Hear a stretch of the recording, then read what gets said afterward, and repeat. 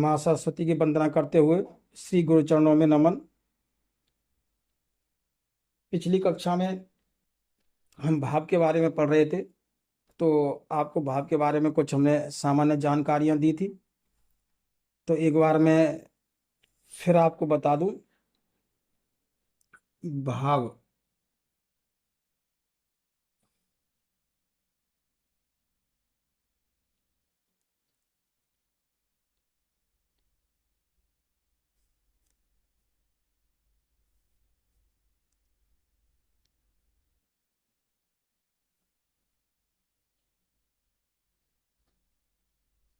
भाव भाव क्या होता है कि ये जो एक चक्र है, इसको ब्रह्मांड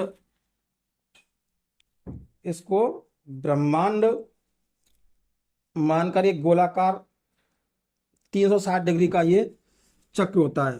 ब्रह्मांड स्वरूप ब्रह्मांड मानकर इसको एक 360 डिग्री में हमने पूरा चक्र का एक मान होता है। ब्रह्मांड इस ज्योतिष में जो ज्योतिष में ब्रह्मांड में ही ज्योतिष समाहित है और ज्योतिष में ही ब्रह्मांड समाहित है।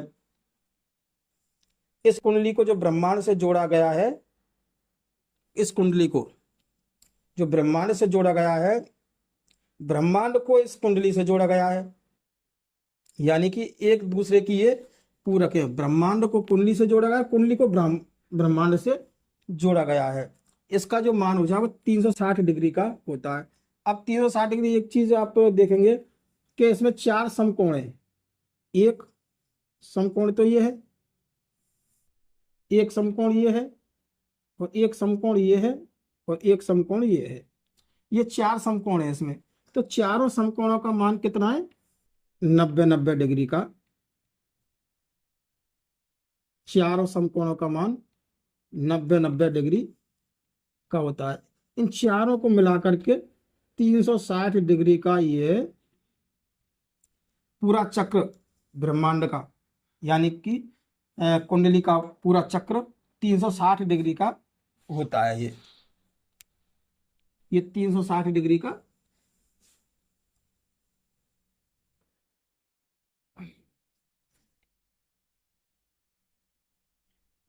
चार समकोण इसके अंदर समाहित है, और चारों समकोणों का मान 90-90 डिग्री मिला के 360 डिग्री का ये मान हमारा होता है। और एक भाव 12 भाव बटे 360 बटे 12 भाव, यानी 30 डिग्री का हमारा एक भाव। ये भाव यहां से और यहां तक 30 डिग्री का एक भाव होता है। तो इसी प्रकार संपूर्ण ब्रह्मांड का ज्ञान प्राप्त करने के लिए ये 12 विभागों में इसको बांटा गया है। इस चीज को आप ध्यान में रखें। अब अगली जो उसका पॉइंट है, अगला पॉइंट जो है, कुंडली चक्र या लगन कुंडली में 12 खंड होते हैं जिन्हें भाव घर कहा जाता है। यानी कि ये कुंडली के 12 जो चक्र इसमें बने हुए हैं, इनको भाव घर या हाउस इत्यादि नामों से इनको जाना जाता है।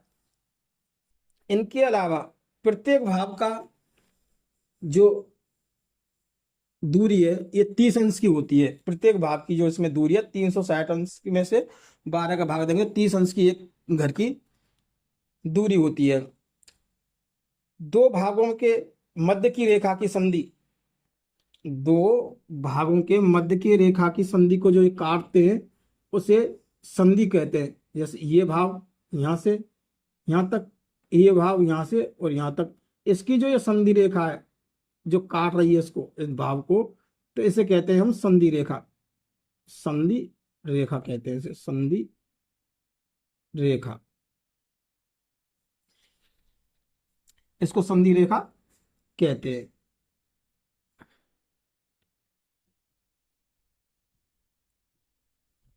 इसको संधि रेखा कहते हैं। इसी प्रकार प्रत्येक भाव के आगे और पीछे संधि रेखा होती है। संसार के समस्त चर एवं अचर जीव, निर्जीव एवं परजीव का चिंतन एवं विचार कुंडली के इन्हीं 12 भावों से ज्ञात किया जाता है। यानी कि निर्जीव हो या सजीव हो, चर हो या अचर हो, चल हो, जो भी प्राणी है पृथ्वी पर, उन सभी का विचार हम इन्हीं 12 भावों के माध्यम से करते हैं। अगला पॉइंट है कि कुंडली का जो इसका क्रम है चलने का, सदा ये घड़ी के सुई के विपरीत चलती है। घड़ी की सुई तो इस प्रकार से चलेगी यूं, 1 2 3 4 5 6 7, लेकिन ये इस क्रम से चलती है, 1 1 2 3 4 5 6 7 8 9 10 11 12, इस क्रम से चलाई जाती है। इसको कुंडली में भावों को गिना जाता है।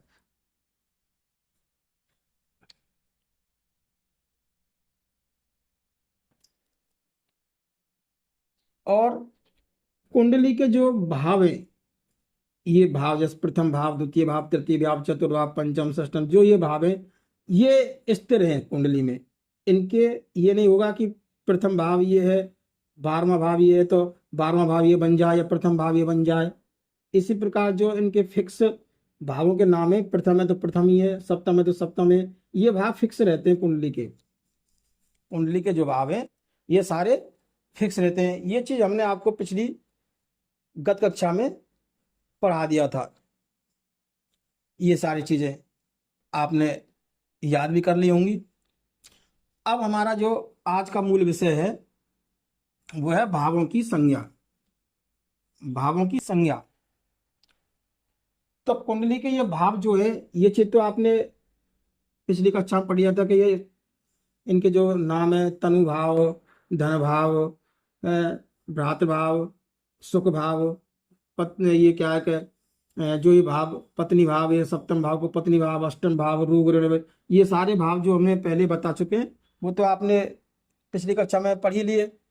अब इनकी जो संज्ञा होती है भावों की, इनकी जो क्या संज्ञा होती है कि प्रथम, द्वितीय, सॉरी प्रथम, चतुर्थ, सप्तम और दसम भाव, इनको कहते हैं केंद्र भाव।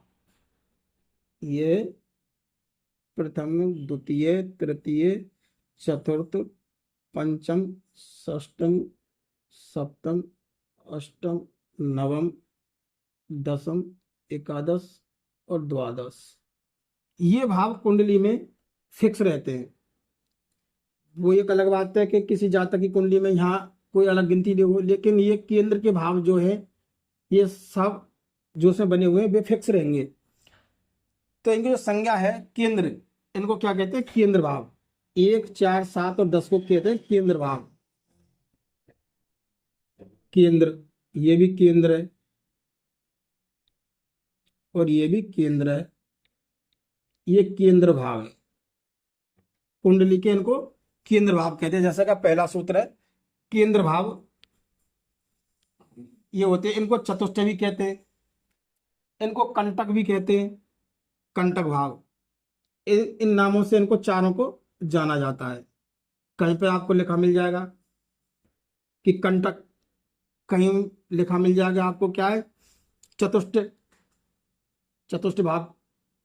तो आपका सीधा केंद्र कहाँ होना चाहिए? सीधी सोच होनी चाहिए कि हाँ, ये जब शब्द जहां मिल गए तो हमारा मतलब है इन 4 भावों से, प्रथम, चतुर्थ, सप्तम और दसम से, ये केंद्र भाव होते हैं कुंडली के। ये इनकी संज्ञा है केंद्र भाव की। अब द्वितीय में त्रिकोण भाव। अब त्रिकोण भाव कैसे कहते हैं? ये त्रिकोण है, प्रथम त्रिकोण और पंचम त्रिकोण, ये भी त्रिकोण है, ये त्रिकोण, पंचम और नवम, ये त्रिकोण, ये त्रिकोण भाव है। ये सदा यही रहेंगे हर कुंडली में, प्रथम, पंचम और नवम, ये जो भाव है इनको त्रिकोण के नाम से जानते हैं। अब इनमें खास तौर से त्रिकोण मेन रूप से माना तो पंचम और नवम को ही जाता है, लेकिन यहाँ लगन भाव को भी लिया जाता है। उसके बाद में तीसरी संज्ञा क्या है? पणफर भाव। पणफर भाव में कौन कौन से आते हैं? द्वितीय, पंचम, अष्टम और एकादश, यानी कि ये द्वितीय भाव, ये पणफर है। पणफर भाव द्वितीय, और उसके बाद में पंचम, ये भी है पणफर, पणफर भाव पंचम। अष्टम, ये भाव पणफर भाव, पणफर। और अष्टम के बाद में एकादश भाव, इसको भी पणफर भाव कहते हैं, पणफर भाव। अब चतुर्थ है आपोक्लिम भाव। आपोक्लिम भाव में कौन कौन से भाव आते हैं? तृतीय, षष्टम, नवम और द्वादश, यानी तीसरा भाव, ये है आपोक्लिम भाव। आपोक्लिम भाव तृतीय, षष्टम, ये भी आपोक्लिम में, आपोक्लिम भाव। उसके बाद में नवम, नौमा, ये भी भाव है आपोक्लिम, आपोक्लिम भाव। और 12वां भाव, ये भी आपोक्लिम, आपोक्लिम भाव, ये आपोक्लिम भाव हुआ। उसके बाद में 5वां है उपचय भाव। उपचय भाव में कौन सा? तृतीय, षष्टम, दसम एवं एकादश भाव। तीसरा, ये भी उपचय भाव, उपचय, उपचय भाव। छठा उपचय भाव, उपचय भाव। और दसम, ये भी उपचय भाव। और एकादश, ये उपचय भाव है, उपचय भाव। अब छठवां है त्रिक भाव। त्रिक भाव में कौन कौन से आते हैं? 6, 8 और 12, ये त्रिक भाव, त्रिक, त्रिक भाव। और ये भी त्रिक भाव, ये इनकी संज्ञा होती है। तो इन्हीं संज्ञाओं के हिसाब से हमें ये याद करना है, इसको याद करके रखना है। एक बार फिर देख लें आप कि प्रथम, चतुर्थ और सप्तम भाव एवं दसम भाव, ये केंद्र भाव कहे जाते हैं। उनको कंटक और चतुष्टय भी कहा जाता है, इन भावों को। उसके बाद में है नंबर 2 है त्रिकोण भाव। त्रिकोण भाव कौन से हमारे?